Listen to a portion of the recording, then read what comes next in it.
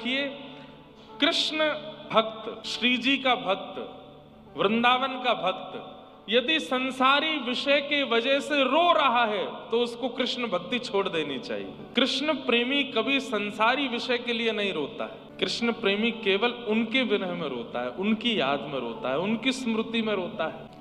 वो संसार के किसी विषाद के कारण, संसार की कोई दिक्कत के कारण, संसार में होने वाले शारीरिक, मानसिक, बौद्धिक या फिर पारिवारिक कष्टों के कारण कभी नहीं रोता है। क्यों?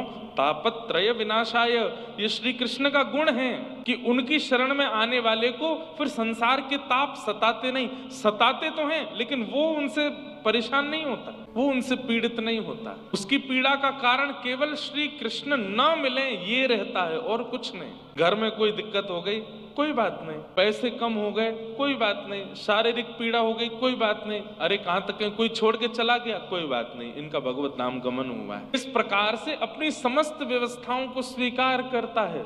लेकिन रुदन के लिए जब बात आती है तो रुरुदुः स्वस्वरम राजन कृष्ण दर्शन लालसा। रोना केवल, रुदन केवल, विरह केवल, विषाद केवल कृष्ण विरह में हो और किसी काम के लिए नहीं। अगर कोई कृष्ण कृष्ण भजता है, गले में कंठी पहनता है, सिर पर उर्दपुंड लगाता है और रो रहा है, और कारण पूछा गया क्यों रो रहे हैं, कारण क्या बताया?